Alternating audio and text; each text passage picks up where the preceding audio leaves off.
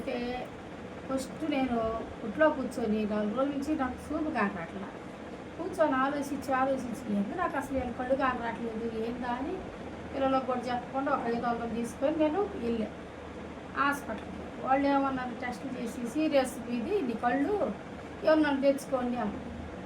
తెల్లారి మళ్ళీ పిల్లలు తీసుకొని పోతే వాళ్ళు లేజర్ చేయాలి, సీరియస్ గుడ్లు కింద బ్లడ్ క్లాట్ అయింది, నరాలు బలహీనమైనవి, లేజర్ చేయాలన్న అని వాళ్ళు 7,000 తీసుకొని చేస్తే ఈ కన్ను కన్ను కూడా చూపుపోయింది చేసేలేకి. బ్లడ్ పైకి వచ్చిందంట, పైకి వచ్చి చూపు అసలు కానరాట్లా, వాళ్ళు అసలు కానరాకపోతుంటే ఎంతో బాధపడుతున్నా, మెంటల్గా కూడా అయిపోయాను. కారం చెడు వెళ్ళాం అక్కడికి. ఎల్వి ప్రసాద్ హాస్పిటల్ నుంచి స్పెషలిస్ట్ వచ్చాడు కంటి నరాలకి చూస్తానికి. ఇక ఆయన చూసి అన్నాడు, అయ్యా నాకు చూపు వచ్చింది అయ్యా. ఈ సుశాలమ్మ కోడలను తీసుకొని పోయా తోడు తీసుకొని పోయి పిల్ల పట్టుకుందా నన్ను, ఇట్లా నడవటానికి కూడా లేదు, నన్ను పట్టుకుందా పిల్ల. పట్టుకుంటే ఆయన అడిగా, అయ్యా నాకు చూపు వచ్చిద్దా అన్న. నేను చెప్పలేనమ్మా నీకు వచ్చిద్దో రాదు, మరి రావచ్చు రాకపోవచ్చు అని అన్నాడు. అనేళ్ళకి నేను టెన్షన్ పడ్డా.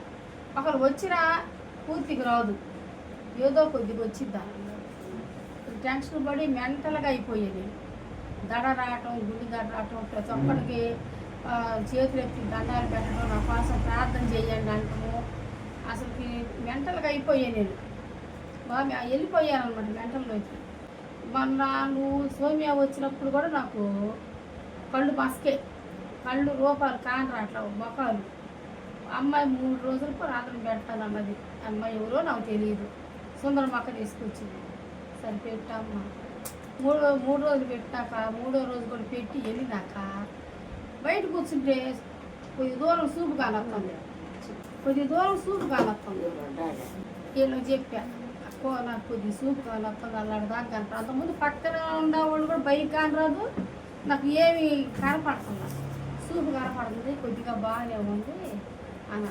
ఇక రాను అమ్మాయి ప్రార్థన చేసిన కాడ నుంచి నాకు తేడా కనపడుతుంది. చూపు 100% చూపు వచ్చింది. హల్లెలూయా. మా కోసం ప్రార్థన చేయండి అందరూ. దేవుని నామానికి కలుగునుగాక. ఆమేన్.